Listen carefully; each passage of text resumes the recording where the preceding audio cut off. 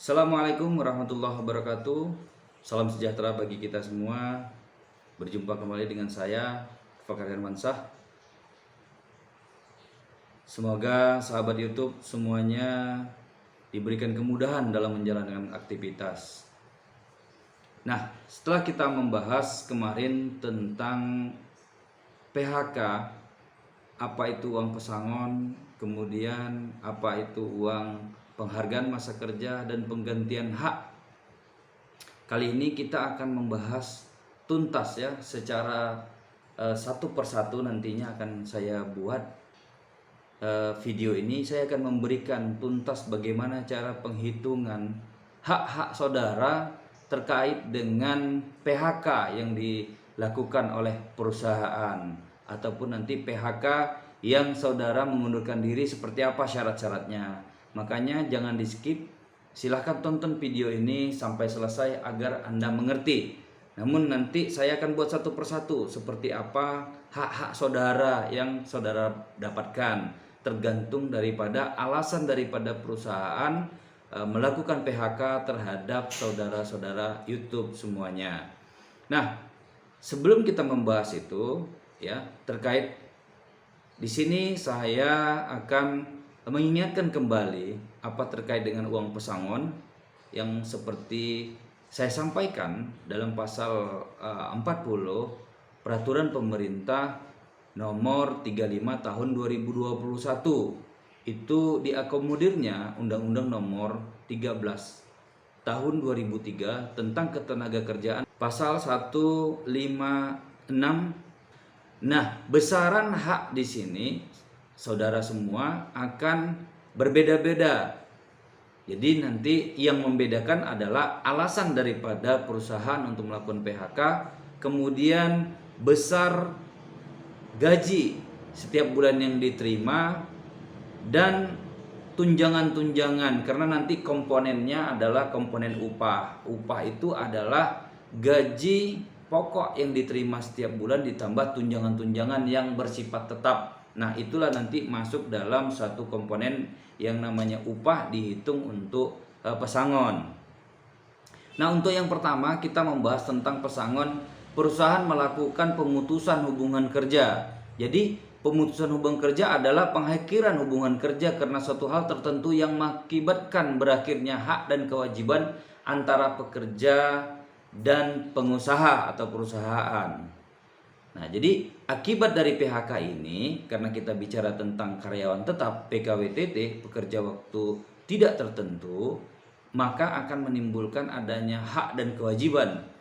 Hak daripada pekerja untuk menerima pesangon, uang penghargaan masa kerja, dan uang penggantian hak 15%. Nah, kewajiban daripada perusahaan membayarkan sejumlah uang tersebut sebagai kompensasi pengakhiran hubungan kerja antara pekerja dan perusahaan. Nah, kita membahas yang pertama terkait dengan pemutusan hubungan kerja yang dilakukan oleh perusahaan kepada pekerja karena perusahaan melakukan penggabungan, peleburan, pengambil alihan atau pemisahan perusahaan. Pekerja atau buruh tidak bersedia melanjutkan hubungan kerja atau pengusaha tidak bersedia menerima pekerja buruh. Mana yang diatur dalam pasal 41 terkait dengan penggabungan perusahaan, kemudian peleburan perusahaan. Di situ jelas ditegaskan pengusaha dapat melakukan pemutusan hubungan kerja terhadap pekerja karena alasan perusahaan melakukan penggabungan, peleburan, atau pemisahan perusahaan, dan pekerja buruh tidak bersedia melanjutkan hubungan kerja atau pengusaha tidak bersedia menerima pekerja buruh, maka pekerja berhak atas A. Uang pesangon sebesar 1 kali ketentuan pasal 40 ayat 2. Kemudian uang penghargaan masa kerja sebesar 1 kali ketentuan pasal 40 ayat 3. Dan uang penggantian hak pasal 40 ayat 4. Jadi seperti yang saya sampaikan tadi terkait dengan apa alasannya saudara di PHK, ini yang membuat besaran pesangon itu berbeda-beda. Nah, Di sini nanti akan saya mencontohkan terkait dengan PHK yang karena peleburan, kemudian perusahaan menjadikan penggabungan, pemisahan perusahaan, atau yang lainnya, pekerja tidak bersedia bekerja atau perusahaan tidak mau menerima pekerja, maka dia mendapat satu kali ketentuan uang pesangon tadi yang kita bahas terkait dengan pasal yang kita bahas tadi tentang uang pesangon.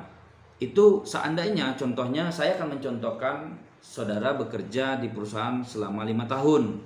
Nah, kemudian dalam waktu 5 tahun itu saudara dilakukan PHK pada tahun yang kelima. Nah, uang pesangon yang saudara terima adalah kalian untuk uang jasanya, karena saudara masuk dalam hitungan 5 tahun lebih, maka itu 2 bulan upah. Nah, 2 bulan upah itu upah seandainya saudara menerima gaji dan tunjangan yang bersifat tetap 5 juta rupiah. Nah, 5 bulan kemudian ditambahkan dengan 2 bulan jadi 7 bulan. Nah, 7 bulan dikalikan upah saudara 5 juta rupiah. 7 kali 5 berarti 35 juta.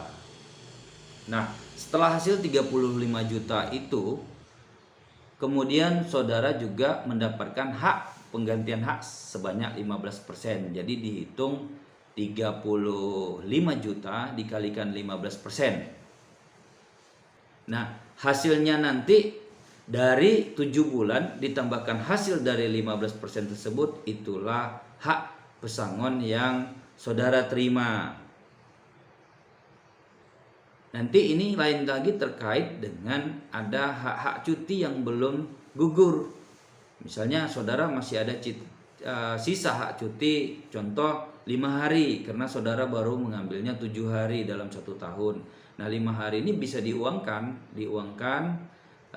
berapa nanti hitungannya per hari, dikalikan 5, kemudian saudara juga berhak untuk mendapatkan uang kompensasi untuk penggantian saudara misalnya tidak berdomisili di daerah tersebut.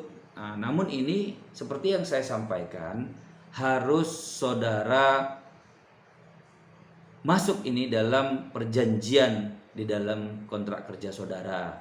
Jadi di dalam kontrak kerja itu memang harus secara utuh. Makanya saya sampaikan sebelum masuk kepada part perhitungan ini, nantinya saya akan mendetailkan satu-satu peleburan seperti apa, kemudian nanti perusahaan pilot seperti apa syaratnya gitu kan. Karena ini peleburan juga bukan tidak bisa dibilang perusahaan adalah peleburan gitu aja, nggak bisa. Tapi memang secara nyata, secara faktual bahwa memang perusahaan itu beralih atau menjadi satu dan merubah manajemennya dan merubah sistem kerjanya itu. Jadi perusahaan juga nggak bisa membuat alasan yang serta merta tidak benar untuk melakukan PHK kepada saudara, karena nanti kalau PHK-nya ternyata tidak benar alasannya seperti itu, berbeda lagi hitungan yang saudara dapatkan, baik hak terhadap pesangon, kemudian hak terhadap penggantian masa kerja, kemudian hak terhadap 15%. Itu dia. Nah, diharapkan memang nantinya saya akan buat ini satu persatu. Saudara yang bekerja atau yang akan niat bekerja kepada perusahaan ya, sebelum menjalin hubungan kerja, ada baiknya Anda mempelajari tentang apa itu perjanjian yang sudah saya sampaikan dalam video saya sebelumnya, apa syarat-syarat perjanjian, kemudian nanti ini akan ada sejalan runtutannya untuk nanti besaran hak pesangon ketika terjadi PHK terhadap saudara. Baik, itu saja yang bisa saya sampaikan terkait dengan hak yang saudara terima apabila perusahaan meleburkan diri, ada peleburan perusahaan, kemudian perusahaannya berganti. Nah, saudara yang tidak mau bekerja atau perusahaan yang tidak mau menerima ketentuannya seperti yang saya sampaikan tadi. Semoga bermanfaat. Terima kasih. Yang belum like silahkan like. Assalamualaikum warahmatullahi wabarakatuh.